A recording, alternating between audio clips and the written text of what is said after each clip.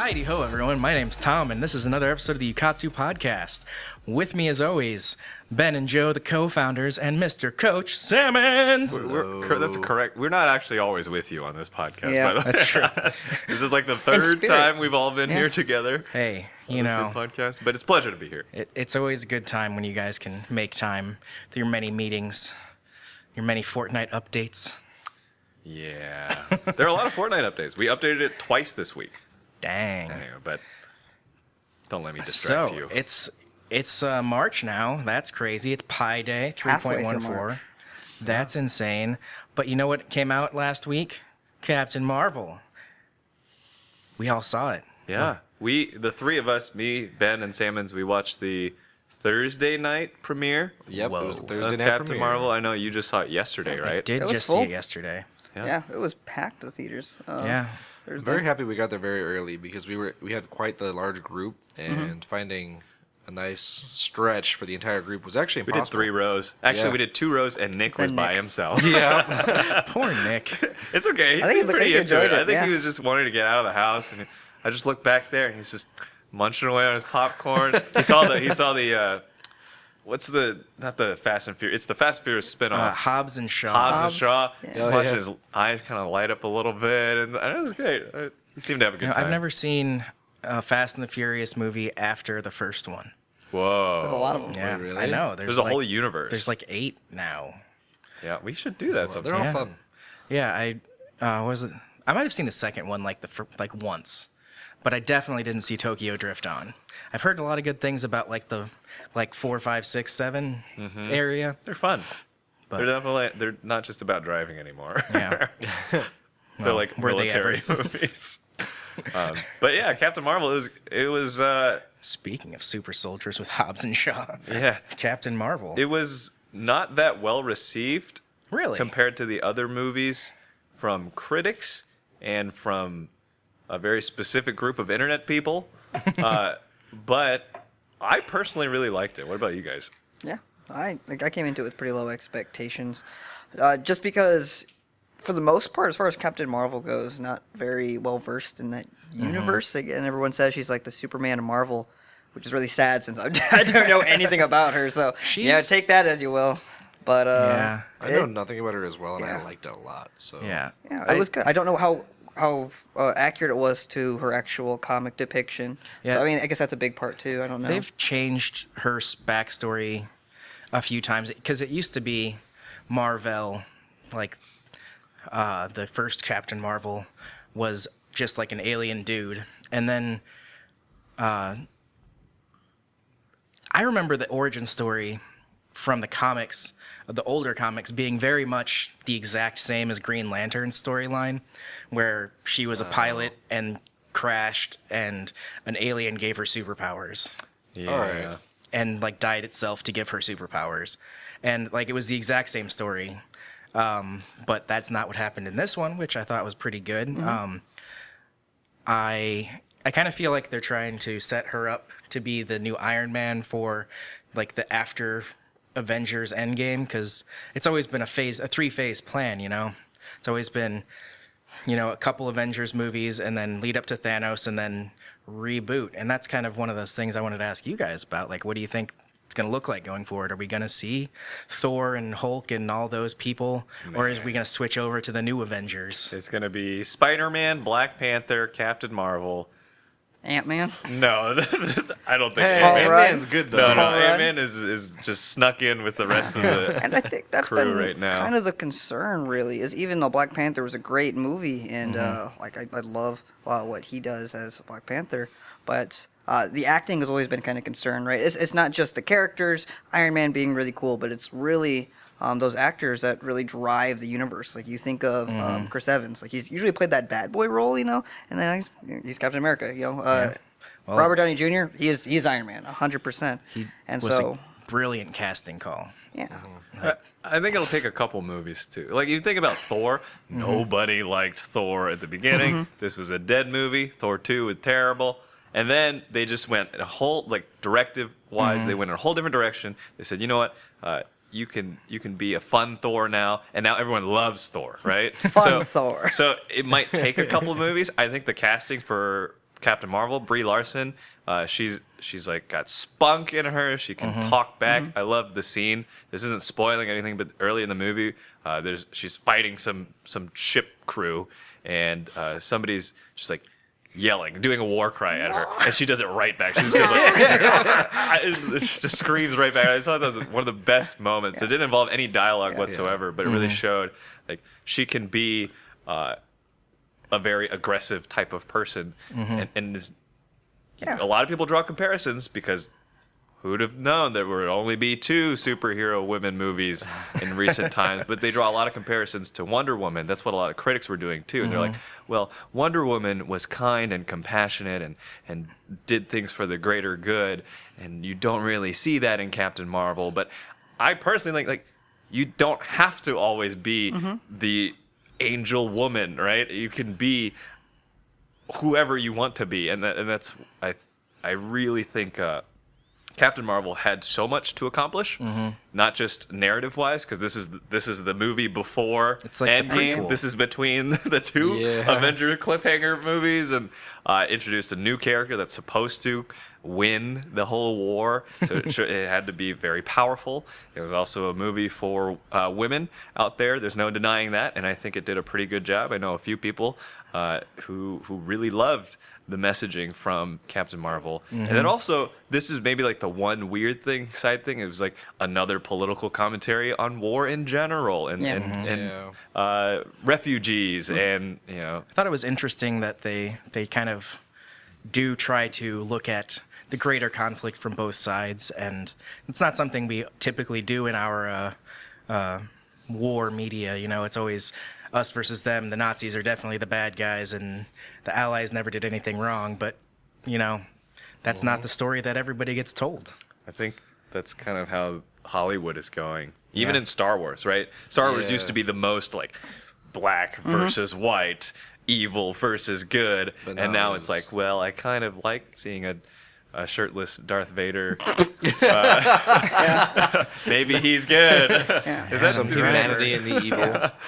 I think this is like more of like a shallow perspective of the movie, just like not going into identifying the themes. But I think the casting was great. I don't think you could have had a movie that could, was only 2 hours long, that could have followed all these different concepts and built the narrative. If the characters didn't drive the movie so well, I mean, What about a like Jude Law lighthearted as Nick the- Fury? Yeah. Oh Nick man, Fury was hysterical. oh, he was Sam back. Jackson Samuel was doing Jackson. such a good job. I was not prepared. I did not know he was going to be so big in that movie. I didn't watch any of the trailers. Nope. I had no idea who was going to be in the movie. I had I no was idea it was going to be a so buddy happy. cop movie. I did know it was going to be a 1990s movie because that's what I heard and I read, so I was very excited for that. I guess we should all say, like, spoilers. This whole podcast is spoilers for this movie. Go see put it. that at the Hopefully you've beginning. seen it by now. We're not like Sorry. we won't discuss the finer points of the plot. No, we won't but do like the. You'll be able to twists. glean things like there was a blockbuster in the movie, a blockbuster video. That Yeah. See, That was actually one of the funniest but things. isn't that weird that we're now in that period? So it's no longer like 70s or 80s timepieces. We're now in 90s That is timepieces. weird. Oh, That is yeah. weird. That's Oh, a thing no. in my life. If I think what was happening 20 years ago, it's always the 70s. That is my brain. 20 years ago was like 1978, and actually 20 years ago was 1999. Yep. Oh man. Oh Look at all no. the movies though. The movies were like all shooting back to that, and It's like weird. Pulp Fiction. It's very strange that you see Pulp Fiction, then you see this movie which has Samuel L. Jackson in it, and it's just like, wow. That's I'm- weird. The CG was really good too. That made them look younger, At first, except for the other guy. He didn't look Coulson. as- Yeah. It looked pretty. At yeah, first, it was a little like I was like, "Whoa," taken aback by it. But especially on Sam Jackson, it looked fine, and you get really used to it really fast. Coulson, you're right. He did not look good. He looked very. I think we could get used to it. I Maybe mean, that's he what it looked like he too, was right. caked in makeup. Yeah. Yeah. Like, we got used to Samuel L. Jackson. Like at first, I was like, "Ooh, I don't know how I like to think about it," but you're right. You got used to it. But we only saw Coulson like 3 times. Yeah. He did look like a mannequin doll though. Yeah. Yeah. It I wasn't- was like, Kinda out of place. show me Jackson again. Oh man, but Watch the movie. you know, I had a lot As- of fun with it. as with the typical trend, there's end credit scenes. There's 2 of them. There's a mid credit and a very end, and the mid credit scene harkens back to what is going to be the next movie in the franchise, which is Avengers Endgame, coming out next month. Oh, yes. Yeah, The trailer Endgame. dropped today. Yeah, and the I will trailer not number 2. watch it. The trailer is actually one of the better ones because it doesn't give away the beginning, middle, and end of the entire plot. Right. It just kind of just- shows People each in character turmoil. that's still Yeah, it's just there. like there's something going on and they're banding together, and that's really all we know. The one thing I wanted to know about that trailer is who is doing their hair in the post-apocalypse, because like Hawkeye's got like the shaved side of the head with Yeah. like the mohawk, and like Black Widow has like a fresh dye job on the hair. Yeah. Like who is the one coordinating all of It this? would have been best if there was like a scene where they're like after the fight and they're all like downtrodden, and then they get the band back together and like they redo their costumes and they all have like makeup and like hair done. And it's like That is a very real possibility. I think Did new like costumes. if I were to Yeah. predict the whole thing, again, I haven't seen anything. Was there a trailer during? There was a trailer during Marvel, right? Captain Marvel. I did not see one. it was yesterday. like a tense. No, it was a Spider-Man. It was a Spider-Man trailer. Far Okay. From Home. Yeah, that's right. See, I completely blanketed my face and screamed in my ears. But if I were to guess what happens in the Marvel timeline, it's like they're not winning, then they have to cry about it, and then they say, you know what, we gotta try anyway, and then they get new outfits, and then they win. That's what Yeah. I'm That's thinking. weird. They haven't shown any of the villains at all in this movie, any of the Yeah. trailers. It's Yeah. just been about them feeling sorry for themselves. Yep. So Hawkeye with like, doing Hawkeye things. He's Bow and back. arrow, standing in the rain. Yeah, but everyone's just looking sad, but I have no clue actually what the plot is or who the villains are in this movie. It's I have actually no really clue. surprising how much Hawkeye was in the trailer. Like, Yeah. Yeah, Probably I mean- gonna die then. Oh, yeah. It no. showed him taking care of his daughter too. Showing her Oh, teaching her how to no. shoot a Oh, bow. no, he's actually. Oh wait! As soon as you pass on the skill set, yeah, you're gone. Yeah. But Well, yeah. so in the original comic that this is loosely based on, once Thanos gets ultimate power or whatever, he's just out in the middle of space, just like chilling, and they just keep throwing waves and waves of superheroes at him until he's like I forget who it was, but one of the people is just like, oh. Yeah, you want to think that you're this big, impressive guy, but you have the power of all eternity on your side. You should probably give that up and see if you can beat us one-on-one. And then they beat him because he takes the glove off. Oh, So he, like, handicaps himself. Oh, that's no. funny. Yeah, that doesn't They're line like- up with the story at all in this You one. never really wanted to win in the first place. And he's like, you know what? You're right. Grr. But, like, Adam Talks Warlock, him out of it. like, Adam Warlock plays a huge role in that storyline, and he was referenced in Guardians of the Galaxy 2 at the end credits. The gold people were like the Sovereign, were like, that lady was just like, I've created a new thing, and I call him Adam. And there was like a big casket. That was the Adam Warlock cocoon. And he's like the big Marvel, like cosmic savior kind of guy. I forget that there's a third Guardians coming out. Yeah. Oh yeah. That one Third directively Guardian. is a lot of scrutiny and all that, but it's still gonna come out, I think. It's going to be Guardian of the Galaxy, and it's just Rocket, because all the other ones are dead, right? Oh. Yeah. I heard from like the fans too. Like, there's this theory that maybe Thanos was not being like the real bad guy. Maybe he knew of some even greater villain and was trying to make the universe less appealing for another one. Oh So, my gosh. There's also always have to be another bad guy. yeah, well, like, why? A greater evil. But that chin, though. That Josh Brolin, Yeah. that chiseled chin. I've seen so much Josh Brolin since Thanos. Right? He was in Deadpool. He was in. It's gonna be what movie is he coming up in very soon? Avengers Endgame. Other than that one, heard of that one. I don't remember. I don't know. But he's Deadpool 3. solid. Very solid. I'll look it up. Yeah. Yeah, he's been rocking that whole Thanos thing since, what, like 2012? That's in little scenes here and there. But Yeah, look at him now. Good friend Ronan the Destroyer, Ronan the Accuser came back in Captain Marvel. That was an interesting little fun thing. He was missing some of his face tattoos. Yeah, it was the entire time in Captain Marvel. There was like in the very beginning, they say like the name of the Empire, and you're just like, that name is familiar. And then by the end of the movie, you're like, oh, that's why the name was familiar. So, Yeah, they kind of pop up here and there, the Kree, if you will, throughout the Marvel Cinematic Universe and Agents of S.H.I.E.L.D. There's like a big twist at one of the, I think it's the first season, like towards the end of the first season, like about the Kree. So, I don't know. Anyway, that's enough marveling, I think. We can stop marveling at that. And marveling at good, Marvel. smooth. yeah. So what's been going on in Ukatsu? What's coming up? What's happening? How's the esports season going? Oh boy. Well, let's see. We're halfway through a little over halfway through our high school esports League of Legends season, which means that there's been plenty of ups and downs, double headers, substitutions. I don't know. It's cool to see the teams like growing while they're playing League of Legends. They're learning that League of Legends is a team-based game. It's not a solo type of operation. So, Joe, League of Legends. Yes. So as I was saying before our delivery came through, no, the esports season was great. Our broadcast is as good as it's ever been. We've brought in more shoutcasters, like Sammons over here got to be a shoutcaster for the first time. Teddy also learning how to shoutcast as well. But we're just in the rhythm. We've hit our stride. There's no more preparation work. This is it.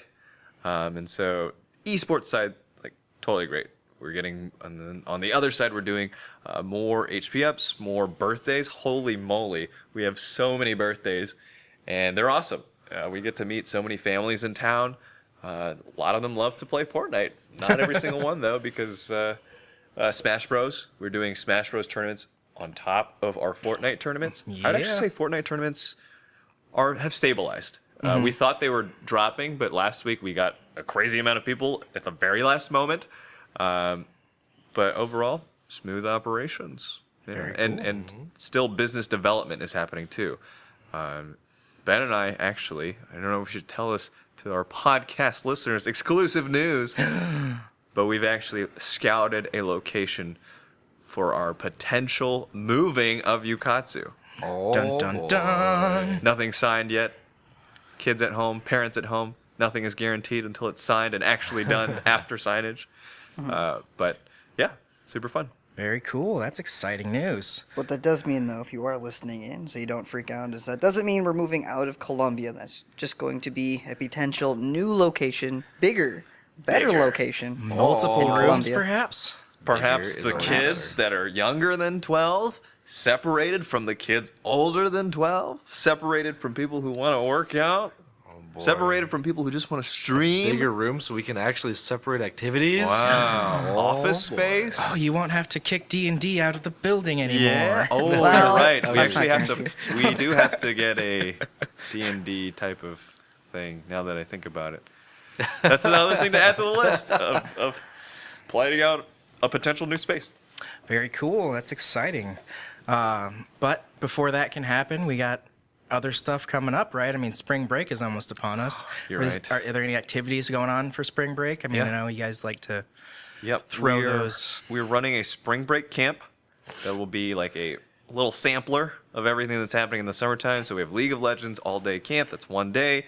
Overwatch, Smash Bros, YouTubing, Fortnite, obviously, and a tabletop D&D type of camp that I'm sure, Mr. Tom, you could help out with if you really wanted to. Oh, if I'm in town, I would love to. Yeah. I don't know what I'm doing for spring break yet. I mean, that's okay. I have the chillins as well. Yeah. The Well, children's. I just want to find some new children's. games and play new games. Like, Yeah. there's so many, and there's like a thriving game development scene in Columbia.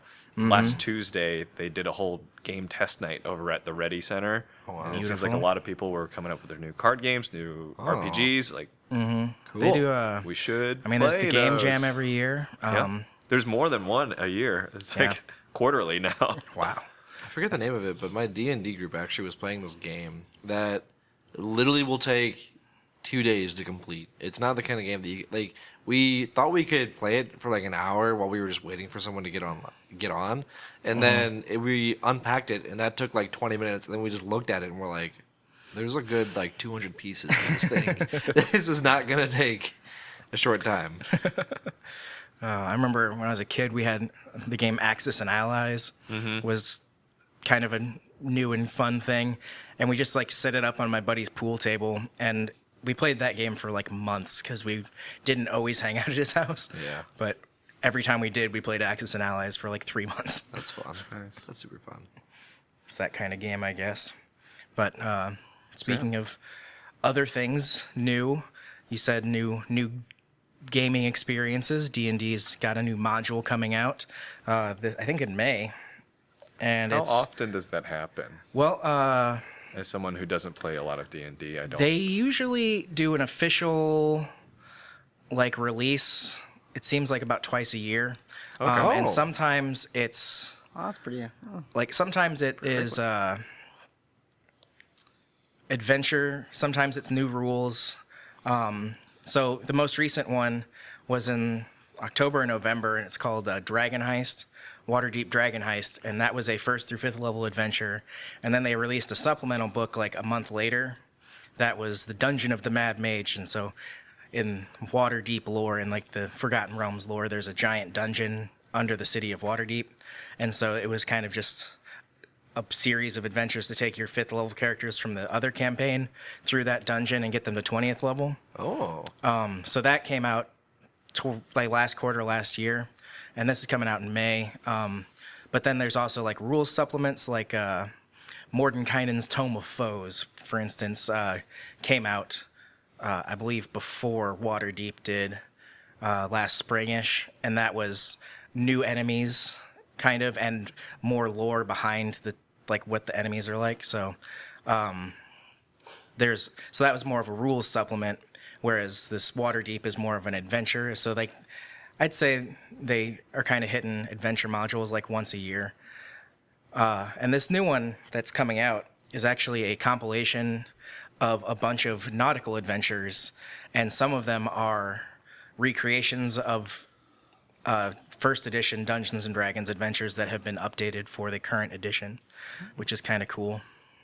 Oh, that's cool that there's like expansions, right? Yeah. And then refreshing, because the editions themselves are several years, right? Yeah, so the first edition of D&D was in like 76 or something like that. Oh. And that lasted well into the 80s. Okay.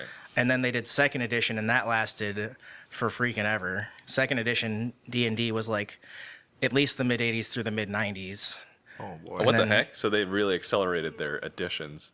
Yeah. So, third edition was very complicated. And then there was like a kind of a big overhaul that people call 3.5. And that's where the other super popular role-playing game Pathfinder came from. Because eventually they abandoned 3.5 and went to fourth edition. And everybody that really liked 3.5 was like, well, I don't want to play 4th edition, I want to play 3.5. So they invented Pathfinder, which was essentially the same rule set as 3.5. And nobody liked 4th edition, so they kind of like swept that one under the rug and came out with 5th edition pretty fast. How long ago? 5th edition's been out a few years now. A few. Okay. I- Not like a decade. No. Oh, okay. No, I want to say 5th edition came out in like 2012, 13 area, maybe. I don't know for sure. Nice. But yeah, so there's 30 plus years, 40 years of adventure modules that have been published. Like the people that invented Dungeons and Dragons, TSR is I don't know what it stands for, but that was a company that published the stuff for a long time before Wizards of the Coast bought it. They had 2 magazines that were monthly. It was Dungeon and Dragon, and like Dungeon had like adventure modules in it, and it was like once a month they would publish a new adventure module. And Dragon, I think, was more about the monsters and stuff. So there's like, so much content from so many places that people are updating constantly and putting into this current edition that doesn't seem like it's going anywhere for a while. So Nice. Well, I'm glad they could come out with new content. it's exciting. You can play around with it and tinker. Yeah. Yeah, it doesn't hurt that Critical Role is as popular as it is, and they just had a big nautical adventure chunk of their campaign. So I'm sure that kind of went into decision-making process of which one they were going to publish. Yeah, they're like the third most subscribed people on Twitch. Yeah, It's it's kind of huge. crazy. It's insane, and they're running a Kickstarter right now. I forget When what are they they're. not running a Kickstarter? What'd you say? I said, when are they not running a Kickstarter or like a Patreon or something? This is their first Kickstarter, I think, and it's okay. for like a TV show. Like they're gonna make a cool. cartoon or something like that. Oh. And I think within the first like 12 hours, it was, I mean, the biggest thing on Kickstarter. I mean, Nice. I don't remember how much they were asking for, but I think in the first day they were up to like $30 million. Oh my gosh. Oh my Oh, I God. was thinking like 100,000. No. Well, I guess it just goes to show you, like, if you run a good show, good production, you get a following, you're passionate about it, like, you can go out there and Wow. do what you love. Talk about immediate funding. Just Yeah. Wait a second. hey guys, Bet. we need some money. We should do a Kickstarter. Well, I mean, the it player. helps to be the third most sub Twitch channel Yeah, before you ask anybody for any money. yeah. Oh, sorry. I apologize. I mean, hey, they've still raised. They've raised 7.5 million or 7.25 Yep. million. When they dollars. asked for 750,000. So they've raised. Nice. Yeah, Those good have 10 gotta be times. some Nice. sweet That's- bonus they asked rewards for. then. Yeah. Yeah. $7 million. Woo. Yeah. That's so much money. Which I believe it makes it like it's got to be the most One of the most funded things. funded. Yeah. It's probably the most funded tabletop. Which before this, there's a guy Matt Colville, who's a very popular DM, who has a good YouTube channel about Dungeons and Dragons, and he did a book on Kickstarter, and that was the most funded one. And I remember, like, when he was saying, like, oh, we got funded in one of his videos, he's like, I'm sure if the guys at Critical Role, did a Kickstarter, that it would blow this one out of the water, but I'm just really proud that this is the most funded, like, tabletop role-playing game Kickstarter ever. And I Nice. think he raised, like, $1 million. Oh wow. Good for everyone. Yeah. That's fun. So, anyway, that's kind of a deep dive on a subject that, like, 7 people care about. But something that we have a contentious opinion here about, we have 2 contending opinions, I think, is Master Chief Collection, Halo Master Chief Collection coming out on PC. And Yes. some people think it's going to be huge, and some people think it's not going to be huge. Wait, who at this table thinks it's not going to be huge? I'm pointing at He Sammons. keeps looking at Sammons? me. And I Really? have this feeling that it's going to come out, and for the first maybe month, everyone's going to be like, Master Chief Collector's on PC! And they're going to play it, and then they're going to be like, where's my controller? And then after that month, it's going to quickly weed out into like these super competitive people, and then the guys that just want to have fun, and the guys that just want to have fun are just going to go back and play on the Xbox. Yeah. So I feel like it'll take everything by storm and then disappear. I think it's going to be the opposite. I think the fact that Halo's still around is only because of those hardcore players, but that's also the reason why it hasn't grown on the console. And I think bringing it to Steam, a platform that is way more accessible and like, exposed to so many different kids who haven't played these games before. I mean, you can see it on Reddit. They're making all the posts and jokes about like, oh, so this is what my dad used to play. And the fact that it's going to be accessible and played on a platform that is way more modern and just hopefully it comes out and it's like refined and it's fresh. I think we're going to see a lot of people who are completely new to the Halo franchise checking this out. And Yeah, that's gonna I think be it's exciting, I think it's going to be actually. huge. The thing that I think is going to be interesting is the full Halo 3 multiplayer experience is going to be available on PC and like refined and like better than it's ever been. I think that there are so many people that got into like YouTube and like trying to like Twitch stream and stuff because of Halo multiplayer. Like it's just a huge influencer in the market, and I think we're going to see a lot of people going back to that. There's a free, I forget what it's called, but there's a free, like, basically somebody ripped off Halo 3's multiplayer and put it on the internet, and it's like this huge community of people that play this like free version of the Halo 3. Right. I remember hearing about that. There's Halo Online in Russia. Yeah. It's like it's pretty successful. You know, I wonder if they're going to come out with a new little device that would make it so you could do split screen for PC for Halo. So you could just like, if you have monitors, you can just like plug them into a hub, and then it'd be Old like school LAN party. Slot 1 could be like player 1. So then if they put like the software into the game, then it would like be like player 1 is on this monitor, and then only they see their screen. So you Sammons. could do like split screen for You need to monitors. stop talking about this. You need to go patent this device. I don't think they're gonna do it. I mean, Oh. I think this is a long play for Microsoft. You know, Microsoft isn't dumb. Luckily, they own both market share, PC and Xbox. They started with like tinkering around. Here you got the Xbox Live experience on Windows 10. You know. Then you go to Gears of War 4, also dropping on PC. How well did that go? Went kind of well. Sometimes they did cross-platform stuff. They're like, oh gosh, keyboard and mouse is just completely destroying the Xbox players, and that's fine too. And then you see the lack of any real exclusives from Xbox other than Halo. That's their golden child. But you see declining numbers in Xbox sales. In conjunction with that, they see all the shopping and wish lists from kids these days. They're like, I want a computer now. And now this Or a seems PlayStation. smart. So the next step would naturally be, let's give the PC market what they've been asking for decades. See if we can bring in newer, younger kids too who've never played this before. Will this take off? This is their second run. The first Master Chief Collection that dropped on Xbox, abysmal, so many bugs. It was everything. People wanted it to be awesome, and it just did not deliver. The day multiplayer one. experience was just god Oh awful. yeah, it's a lot better now, but it's a little too late. Yeah. Here they have a second chance to launch literally the exact same game that they launched 15 years ago, and exact same Master Chief Collection that they launched 2 years ago.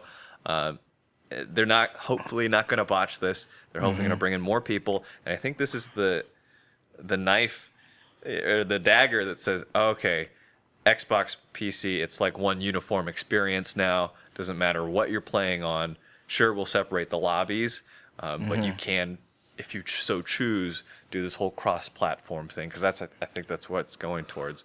There was another announcement too that was like, you can now stream your PC games on your Xbox, which you could have already done that if Okay. you had a laptop with like the whole Steam Link kind of capabilities, but now it's confirmed that they want this to be one happy family because Xbox isn't making enough money anymore.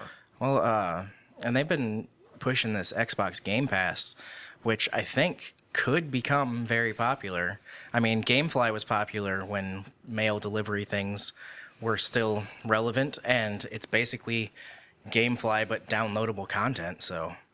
I think they may have gotten it. I don't know where they got the idea from, but I've been noticing across a lot of different platforms where products that have a huge game library, like Origin or Steam or even EA, they release this product like the Game Pass, where it's just you pay a little sum of money for a month, and then you have unlimited access to the entire game library.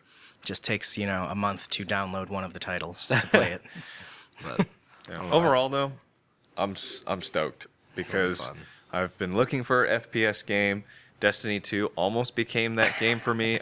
I thought about the possibilities, and then they had that always-on radar stupid thing. But now, But that's Halo. Halo has a radar. no, it hasn't always been on. Yeah. Um, Halo so- doesn't have a radar; they have a motion tracker. Okay, sorry. I'm excited for the thought of potentially bringing Halo to esports, like in a real way.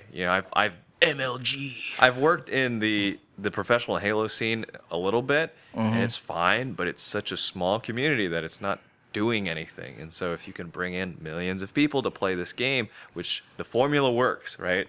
Team shotting, the guns feel great. They could BRs do for something. days. Yeah. Sweet So armor.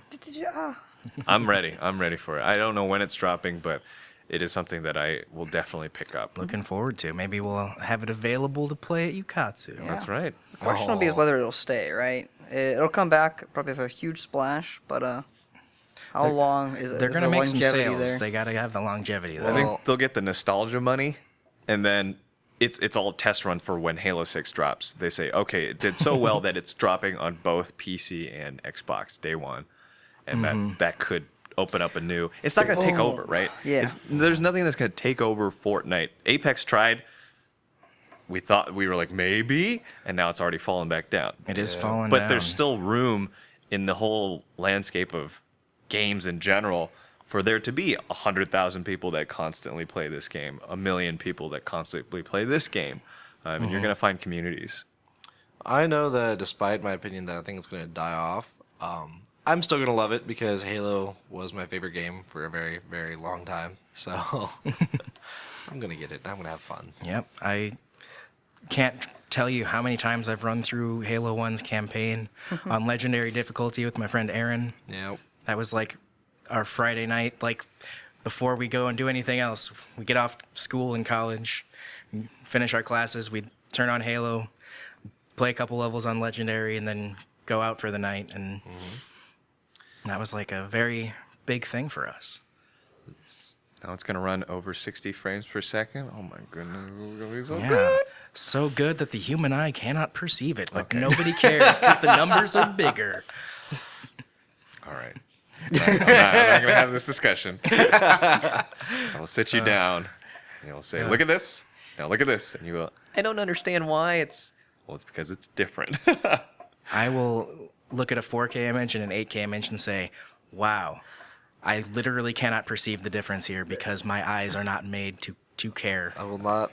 60 hertz and 144 is a big difference. Yeah, I'm going to have to agree with Tom here. I have a hard time knowing the difference between a lot of stuff. I don't know. Shooters, So- it's not just, it feels. It feels bad. I 60 don't know. hertz But when is are they bad. gonna come out with like, you know, the doubled 144 hertz? 240. They already have 240 hertz monitors. I don't And think those are necessary. They're not necessary, right? The 60 to 144 is. Yeah. Is There necessary. comes a point Yeah, where you and can I'm no saying- longer tell the difference. I'm saying this Halo upgrade is going to be big, guys. 144 is 60 hertz is bad. Eyes don't know. like. I don't know. How many hertz was the Atari 2600? Oh, God. 60. I think it was 60. Oh, man. Wow. We went go. backwards for a little bit. Wow. Yeah. 30. All those arcade games, 60. Wow. Wow. Did not know that. Well, there you go. That's your tidbit for today, everybody, Ukatsu Nation. We went backwards in gaming because they took a giant cabinet full of electronics and tried to put it in the size of a VCR, which is like an old DVD player, which is like a Netflix machine, but you had to put discs in it. I like Like how I you said. downgraded that because actually I think you're right there. A lot of people don't know what a VCR is anymore. I'm just saying, man.